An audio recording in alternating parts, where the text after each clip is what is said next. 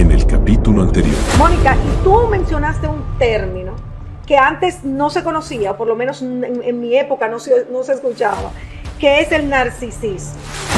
Que hacen el trabajo de vender que sí. Porque el narcisista no va a terapia. Eso es una. Es muy raro que el narcisista acepte que hay algo que él tenga que cambiar. Entonces, ¿cuáles son las consecuencias que en el caso, por ejemplo, de un matrimonio, de un noviazgo, puede tener con la persona que no es narcisista y que está siendo víctima de uno narcisista? Pero el caso de un narcisista con una dependiente son un caso también muy complejo.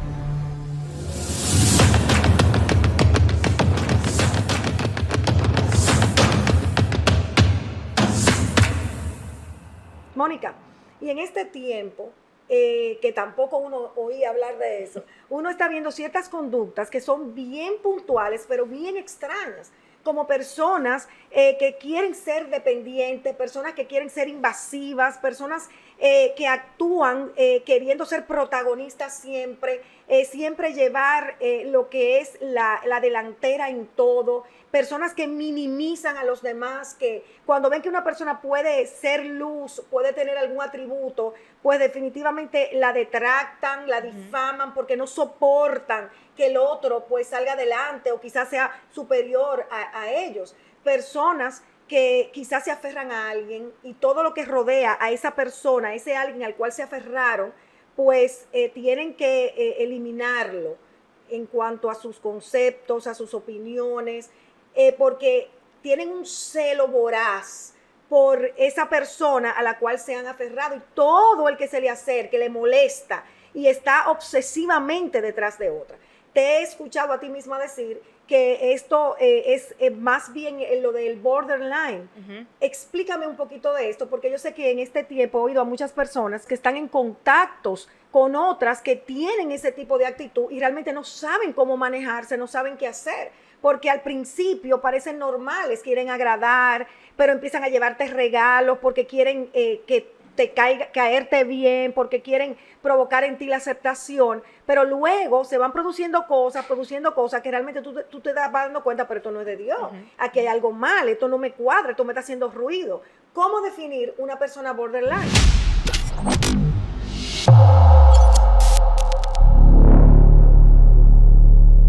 En esos síntomas, obviamente depende mucho del paciente. Cuando yo oigo síntomas, tengo que analizar toda la historia del paciente para diagnosticar. Pero ahí, en lo que usted hablaba, hay varios trastornos que podemos hablar. Está el trastorno límite de la personalidad y está el trastorno histriónico, la personalidad histriónica. Vamos a enfocarnos en el trastorno entonces límite de la personalidad. También es un trastorno bastante complejo. No estoy diciendo que una persona que tenga ese trastorno no pueda vivir ni ser funcional, pero es complejo. Es complejo porque cuando se sientan en consulta, trabajan contigo, pero cuando se sienten bien, se van. O también te aman con locura, pero cuando tú confrontas, entonces te salen a acabar compulsivamente. O sea, esa terapeuta no sirve. Y estamos hablando, los síntomas bastante claros. Mientras tú hablabas, ya yo sabía que, yo decía, wow, parece que me habla del trastorno límite de la personalidad, porque usted lo definió extremadamente bien.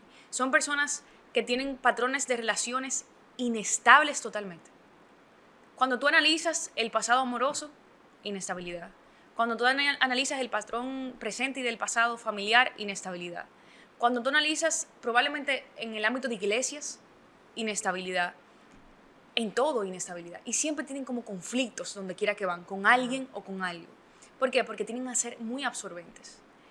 Y por lo mismo. O sea, que el apego a una persona casi obsesivo es por esa necesidad de control y de absorber al otro.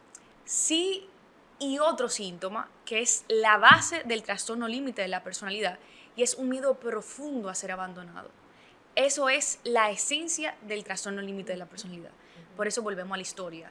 Casi siempre yo tengo que corroborar con la historia de que fue abandonada por algo o por alguien. O sea, un profundo abandono que fue significativo. Casi siempre el paciente con trastorno límite de la personalidad, que así como el narcisista casi siempre es hombre, aquí pasa que casi siempre son mujeres. Wow. ¿Okay? Que han padecido probablemente violaciones, agresiones sexuales en el pasado. Eso es casi siempre. O sea, es un cuadro claro de trastorno límite de la personalidad. Tienden a hacer esto de encantar al otro. Pero, perdón, Mónica, Ajá. o sea, pueden haber sufrido el abandono hasta emocional del padre o de la madre. Sí, claro. Mientras para esa persona se haya significado abandono, yo puedo sentir abandono de un papá presente. Exacto. Presente entre comillas, ¿verdad? Ujú. Claro que sí. Ujú. Yo puedo sentir hasta abandono profundo cuando yo era la hija más pequeña y de repente mi mamá tiene otro hijo. Y toda la atención, porque fue un hijo enfermo, toda la atención se va entre, pero a mí me abandonaron. Me dejaron huérfana, nadie tiene atención de mí. Claro que sí, y son pacientes que yo veo toda la semana, o sea, son pacientes muy complejos. Y son tan invasivos, o sea, invaden tanto, que averiguan mi número personal, te estoy poniendo un ejemplo, y me hablan a las 3 de la mañana. Exactamente. Que escriben párrafos Kilométricos. Ponen temas que son inapropiados para un terapeuta.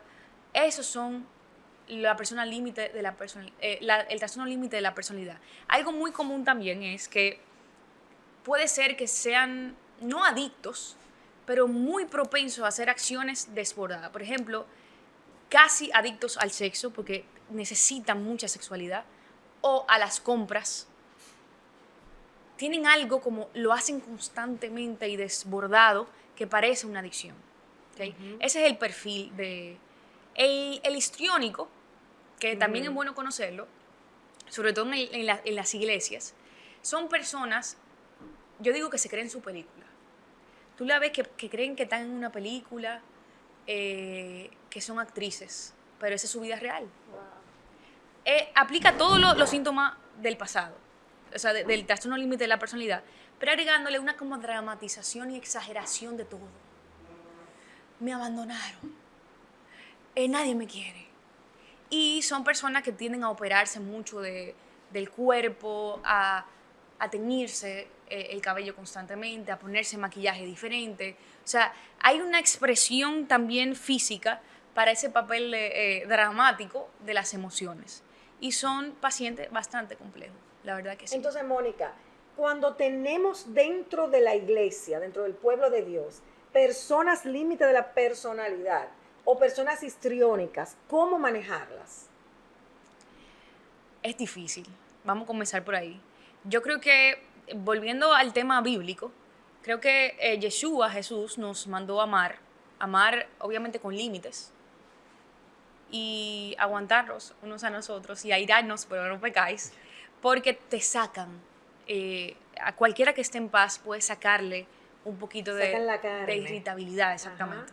Entonces yo creo que primero tenemos que ser pacientes y amar desde el amor de Yeshua, desde el amor que solamente Él sabe dar, pero también siempre invitar a buscar ayuda psicológica. ¿Se le puede poner límite a esa persona sin que haya consecuencias? Yo le voy a responder con un ejemplo. No sé sin que haya consecuencias, porque eso no lo podemos controlar. Pero un ejemplo es el siguiente. A una persona que padece trastorno límite de la personalidad, como yo como terapeuta lo estoy psicoeducando, yo no le doy un minuto más de consulta. A cualquier otra persona sí. No le doy mi número privado. ¿Por qué? Porque tengo que tener distancia. Para que aprenda que no se puede ser inadecuado en el afecto. Excelente. Entonces yo te estoy enseñando. Te estoy enseñando cómo relacionarte. Yo como terapeuta te trate. Y como todo lo que pasa en el proceso terapéutico dentro de ese consultorio, es para que tú lo repliques en la vida diaria. Entonces si yo te desbordo la consulta, vamos por 1 hora y media y la consulta dura 1 hora, yo te estoy enseñando que los límites no se respetan. Exacto. Entonces, claro que sí, más que con cualquier otra persona. Para nosotros poder enseñarle una relación adecuada y no un afecto inadecuado, debemos ponerle límite. ¿Y qué pasaría si no se le pone límite y la otra persona que está siendo víctima se une al mover y a la forma conductual del que es límite de la personalidad? En una iglesia va a pasar un desorden entre los miembros, porque esa persona no va a tratar de acaparar toda la atención. Entonces se te va a desbordar la congregación. Va a haber un desorden. Son personas que provocan enemistades y divisiones y contiendas. Claro. Imagínate que yo sienta, si tengo un miedo profundo a ser abandonado y que mi dependencia es con la pastora en este caso, imagínese que yo sienta que alguien me quiere robar esa atención, ¿qué pasaría? Yo tengo que acabar a esa persona. Yo tengo que separarla, buscar una forma de que esa persona se vaya del cuadro. Porque por eso estamos hablando de relaciones inestables totalmente. ¿Y cuál es el mundo interno de esa persona? El que no le quiten el protagonismo, el que no la abandonen. Al final, muchas personas pueden tener, molestia con esa persona que está causando conflicto. Pero ahí hay que entender algo también, que es un enfermo mental. Como si estuviéramos hablando de una adicción. Entonces, ¿cómo llevar a que una persona que padece ese síndrome sea medicada? ¿Cómo hacerlo entender que tiene que ser medicado? A la vez que pongo límites, ¿verdad? Tengo que acercarme y no retirarle mi afecto. Eso es complejo, ¿eh? Porque nos dan ganas de salir huyendo con personas que nos invaden tanto. Pero no retirar el afecto, pero poniendo límites. Pero poniendo límites, es el combo. Es el combo, exacto. Entonces, cuando yo te di a entender que aquí hay reglas, exacto, pero que yo tengo un amor para, en el caso de usted que es pastora, para todos los miembros de la congregación, de que mi amor no se condiciona por nada. O sea, yo estoy presente en tu vida con límites, porque yo también tengo mi vida, porque hay un afecto adecuado. Entonces, cuando la persona entiende eso, de que yo te amo, te quiero, te respeto, ahí yo puedo acercarme un poquito y desde el afecto tratar de decirle y de aconsejarle que busque ayuda. Porque tú sabes lo que pasa, en un trastorno mental, la persona no quiere vivir así. Nadie quiere vivir así. claro. El trastorno narcisista tenemos que dejarlo de un lado. Para mí eso es, y por ejemplo, el psicópata y todo eso, ¿verdad? Pero estoy hablando específicamente de los trastornos como el trastorno límite de la personalidad, el trastorno depresivo y ansioso. De que la gente sabe que hay algo dentro Que no está bien. que no está bien. ¿Y qué pasaría si esas personas son tratadas con agresividad? Porque el otro se desespera y lo trata mal. ¿Cuál sería la consecuencia? Primero esa persona se revictimiza, ¿verdad? Y casi siempre, cuando yo siento que el otro me va a agredir o que yo estoy perdiendo el control, esa persona cae mucho en manipulación. Dice que se va a suicidar, que se va a tirar de tal piso para acabar con su vida, etc. Pero la verdad es que toda persona que está en un cuadro agresivo se va a cronificar cualquier cosa que tenga, inclusive puede ser un cáncer. Entonces, ¿qué diría yo? A pesar de que esa persona está enferma mentalmente, inclusive porque está enferma mentalmente, tiene que intentar salir de ahí. Si es una relación de pareja, ¿verdad? Y si no, y un proceso terapéutico para que aprenda por el límite. Una persona en trastorno límite de la personalidad está complejo eso. Pero puede llegarse a convencer de que tiene que buscar ayuda. Sí. Puede recibirlo eso. Sí. Yo he tenido casos de éxito. De 10 personas, quizás solamente 4. ¿Verdad? Estoy poniendo una estadística así general. Pero son 4. Claro, claro. ¿Y cómo tú diferenciarías lo que es el límite de la personalidad con la bipolaridad, que es otro fenómeno que está ahora mismo sobre la palestra, porque muchas personas han caído en este mal, que realmente debe ser un infierno para la persona que lo padece? Uh-huh. Eso es muy buena pregunta, porque mucha gente la confunde. Inclusive Exacto. Nosotros los terapeutas tenemos que hacer una historia clínica profunda, evaluar otro tipo de cosas, mandar a psiquiatría, y entre la psiquiatría yo decir, oye, bipolaridad, ¿verdad? Está saliendo aquí, pero probablemente se parezca a trastorno. O sea, fíjate todo el... Pero hay cosas muy claras también de cómo diferenciar, hacer un diagnóstico diferenciado. Y es que el trastorno, la bipolaridad actúa por periodos. O sea, el periodo de manía, el tiempo de manía y el tiempo depresivo totalmente. O sea, te duran algunos meses, algunas largas semanas en tiempo de manía, alegres en su máximo esplendor. Comienzan a rebajar, se llevan bien con todo el mundo, te amo con todo mi corazón. Y eso dura un tiempo. Tienden cuando dicen voy a hacer ejercicio, voy a hacer ejercicio, voy a hacer ejercicio, voy a hacer ejercicio. Obsesivas. Exactamente. Y ya luego en periodo de depresión se desaparecen completamente. Casi siempre el trastorno límite de la personalidad siempre está. Exacto. Llamando la atención. El bipolar, el que padece bipolaridad se retira en la depresión. Porque una depresión mayor, o sea, una depresión aguda y crónica. Entonces ahí comienza a engordar otra vez. deja la medicación o la retoma, ahí es que la retoma. También puede parecer, mira, no quiero saber de ti, no me llame, y se intercambian los periodos. ¿Okay? Ese es el trastorno de bipolaridad. ¿Y hay medicación para esto? Sí, claro que sí. Y es el psiquiatra que tiene que atender esta situación y entonces, unánimemente, con el psicólogo para la terapia. Exactamente. ¿Y cómo surge la bipolaridad, Mónica? Esa es la famosa pregunta de todos nosotros, los personal de la salud. ¿Cómo surgen los trastornos mentales? No sabemos. ¿Por qué te digo no sabemos? Porque no hay algo científico que me diga, mira, eso es genético y está ahí colocado. No. Nosotros somos seres integrales y entendemos que sí hay un componente genético, ¿okay? Que sí, por ejemplo, cuando uno busca la historia familiar de trastorno psiquiátrico, aparece. Quizá te digan, no te digan, era bipolar. No, ella era como loca. Perdón la confianza, ¿verdad? Pero estamos hablando de 40, 50 años atrás. Exacto. Entonces el paciente te va a decir, no, o se suicidó, o la internaron por muchos meses, nadie sabe lo que era. Le decían que estaba loca. Venga, no estaba loca, ella tenía un trastorno. Entonces ya ahí nosotros vamos analizando cuál ha sido la historia familiar, ¿verdad? Como si fuese una enfermedad física. Aquí hay un componente genético. Pero es así para mí, en mi experiencia, y ahí están las investigaciones, que tiene que pasar algo ambiental también, un desequilibrio en la base, cuando yo digo base, mamá y papá, infancia, claro, que detone eso. Wow. Ese componente casi siempre viene por un abandono, por agresión, por violaciones, casi siempre viene hasta por escasez que pueda pasar la persona, sea afectiva o financiera. Y médicamente hablando, ¿tiene sanidad la bipolaridad? ¿Tiene cura? Algo pasa con los trastornos de la personalidad, que hasta ahora no se puede decir que desaparecen completamente. Esa es la realidad. A diferencia Solo de un, Dios. Exacto. A diferencia de un estado depresivo, por ejemplo. Claro, una persona puede una vez en su vida pasar por un proceso depresivo. Pero cuando algo de tu personalidad que se va detonando, en la adolescencia se puede ver un poco, pero tú no puedes diagnosticar a un adolescente porque todavía está completando su personalidad.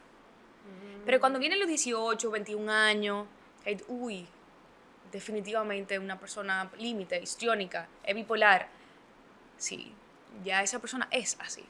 Wow, qué triste. Pero definitivamente, en medio de la tristeza que puede dar saber que hay una persona con un problema de este tipo, está la alegría y la esperanza de que la medicina de este tiempo puede traer solución y paliar, vamos a decir, la situación y que pueda llegar a ser una persona funcional. Claro que sí. Por los medicamentos, en tanto pueda rebasar crisis cuando son enfermedades así que pueda atravesarla. Pero en otros casos, lo importante es que la persona sea funcional y que la persona pueda tener un ambiente relacional correcto y no esté causando daños a las demás personas, porque estamos viendo la persona que es afectada con la enfermedad, pero también hay que ver la perspectiva del otro, del que está padeciendo y que está al lado de la persona que tiene el problema. Son personas que también van a sufrir mucho. ¿Has tú tenido ese caso, Mónica? Y yo creo que pudiésemos hablar horas de eso. Primero, cómo yo cuido a una persona con depresión. ¿Cómo manejo, usted lo preguntaba ahorita, a una persona con trastorno límite de la personalidad? Exacto. Por ejemplo, un hijo. Es tu hijo. O sea, hay que aprender. Entonces, primero esa persona también debería buscar ayuda psicológica, porque hay una realidad que solamente vive el cuidador. Exactamente. Pero como es el centro el que tiene la enfermedad, entonces el cuidador nadie le hace caso. Ajá, exactamente. Ajá. Y yo siempre animo mucho a los cuidadores a buscar un grupo de apoyo espiritual. Porque, sobre todo, quizá una persona bipolar o una persona que padezca límite o un narcisista, por ejemplo, quizá no quiera ir a un proceso terapéutico, quizá no quiera ir a la iglesia. Pero el cuidador, que está desesperado en silencio, que necesita un espacio propio, wow, una iglesia es un hogar. Wow, qué hermoso, qué hermoso. Entonces, sí, hay una historia triste para los cuidadores, pero también una esperanza. Claro, el discurso siempre debe provocar que la otra persona busque ayuda. En el siguiente capítulo. ese origen, por qué surge la ansiedad y cómo manejarla. Si hubo violencia en el embarazo, puede ser. Si él fue parto natural, cesárea, todo eso influye en el sistema nervioso del ser humano. Y es el cerebro tan maravilloso que te dice a ti, protégete. Eso puede ser una reacción al cúmulo de cosas que tiene por las vivencias que ha atravesado. Tú no eres nadie, tú no tienes vida, tú estás complaciendo, tú eres dependiente, viviendo para el otro.